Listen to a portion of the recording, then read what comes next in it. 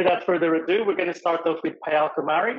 She started her career as a Cassandra administrator and it's now has nearly 5 years of experience working at Pythian as a Cassandra consultant. So, Payal, when you're ready, join us on stage. Hello, everyone. Okay, so first of all, hi. I'm going to talk about downside of incremental repairs.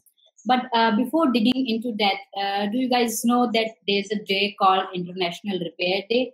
Yes, every third Saturday of October month is celebrated as International Repair Day, which tells us that repairs are not only being used in Cassandra, in other databases, but the repairs are being used as is very generic term by the entire world.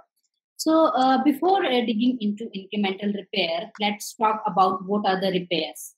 So repairs in Cassandra,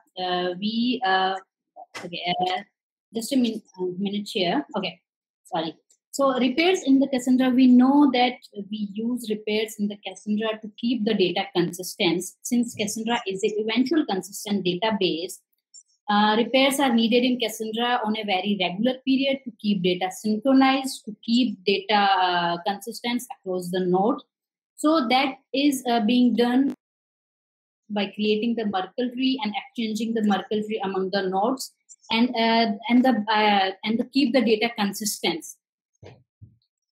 Repairs, and then what are the incremental repairs? When incremental repair were launched, they promised to reduce the time and IO cost of a normal repair. It was fascinating, wasn't it? Yes, it was. So incremental repair promised that it will only repair the data that has been written since last incremental repair. It promised that it is not going to repair the data which has already participated in the last operation. So the idea behind there was to reduce the time and IO cost of performing a repair. And we all expected it to work well. So then how does incremental repair work? So incremental repairs depends upon an operation called anti-compaction. So what happens when a repair session ends, incremental repair session ends, it will split the repaired as stable into the two parts. One will be containing the repaired data and another one will be containing the unrepaired data. So in the end, Cassandra in the next incremental repair iteration, Cassandra will skip the SS table with the repaired at timestamps higher than 0, and it only compares the data that is unrepaired and that didn't get a chance to get repaired in the last iteration. Now let's talk about what are the problems with the incremental repairs. First is overstreaming, especially in the case of the tables using the level compaction strategy.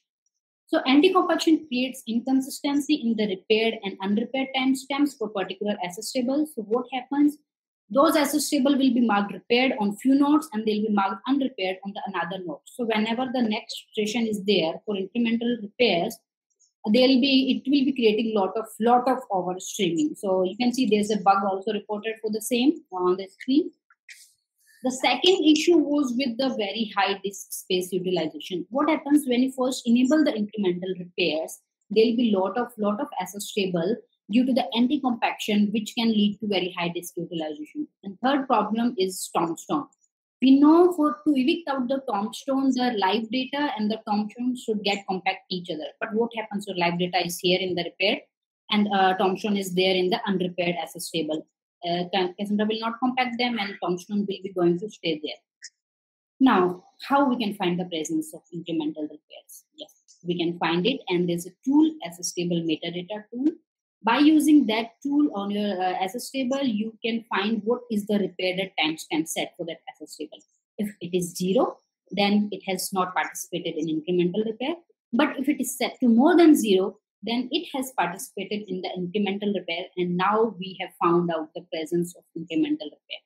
Now, what should be our next run? Now we know what are the incremental repair, how does they work, what is the problem created by that. Then there's a way to there should be a way to fix incremental repair. Yes, there is. So in order to do that, first we should take a snapshot as usual. Then we are supposed to flush and drain the data. Then we'll be stopping Cassandra on that node. And then we are going to use a tool called SS table repaired set. So Accessible repair set is going to help us to set the repair at timestamp to 0 for the accessible, for which it is set to more than 0 because they have participated in incremental repair. So once we set it 0, we can double check it with the help of not to table stats. And if it is 0, then we are good.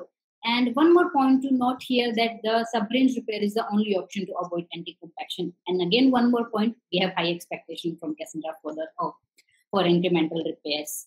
And that was all quick and very fast. This is fast.